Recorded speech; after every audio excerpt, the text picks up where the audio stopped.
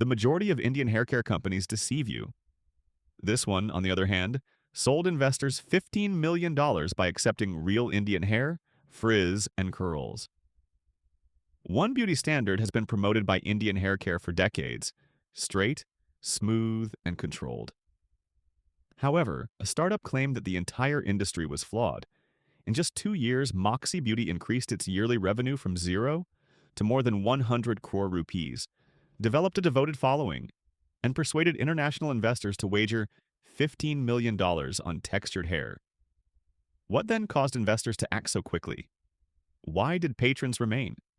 What does Moxie know about Indian consumers that traditional brands still don't? Part 1. The issue no one wanted to acknowledge. The challenging truth is as follows: the majority of Indians don't have straight hair by nature. We have waves, curls, and frizz, damage from humidity, issues with hard water.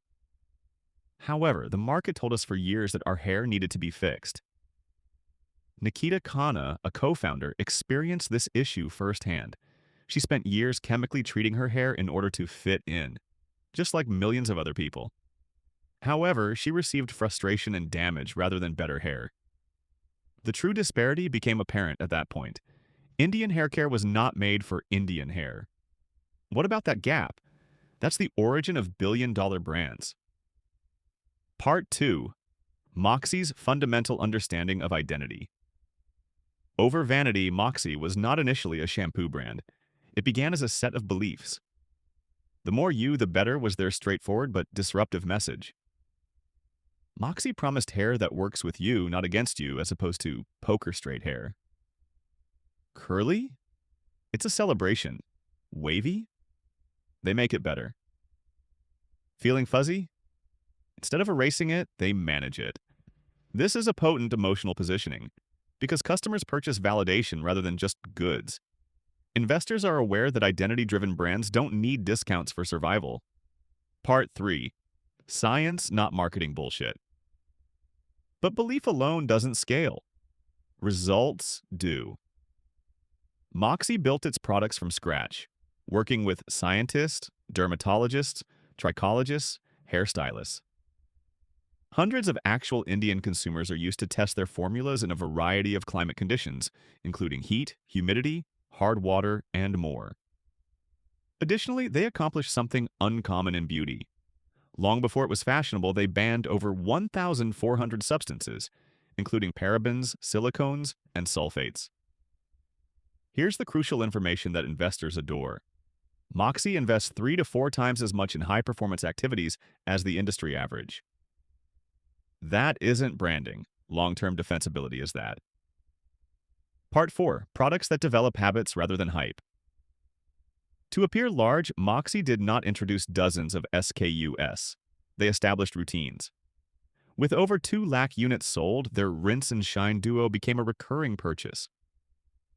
Baby hairs and flyaways were a hyper-specific issue that their on-the-fly hair finishing stick resolved. Even SPF 35 is included in their frizz-fighting serum, which most people were unaware hair needed.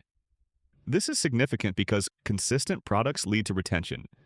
Revenue from retention is predictable. Serious investors are drawn to predictable revenue. Moxie now reports a customer retention rate of over 40%, which is exceptional for direct-to-consumer beauty. Part 5. The data that attracted VC's attention feelings don't make Series A rounds, so let's talk about money now. In less than 2 years, 100 crore rupees plus ARR, 4 times increase in monthly revenue, best-selling items on Amazon and Nyakaya, robust D2C and marketplace distribution. Bessemer Venture Partners intervened at this point, spearheading a $15 million Series A. Fireside Ventures increased its efforts. Angel investors came next. Appraisal? Undisclosed, but obviously important. It wasn't a risk. It was a wager on pattern recognition. Part 6. Why investors think this is more important than hair care. What investors are actually wagering on is as follows. Fairness is giving way to function in Indian beauty. Customers prefer customization over mass-market assurances.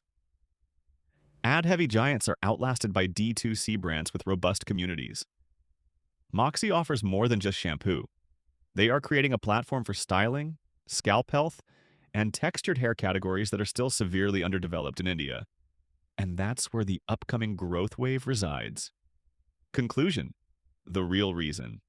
This worked influencers did not help Moxie Beauty win, or packaging, or patterns. They prevailed because they made a strong statement to Indian customers. You don't have to change. Better science is all you need for your hair. Trust was fostered by that message. Retention was enhanced by trust. Revenue was generated by retention. Additionally, $15 million in investor conviction was unlocked by revenue. This is more than just a hair care success story. It serves as a model for the development of contemporary Indian brands. Subscribe StatX for more insightful content.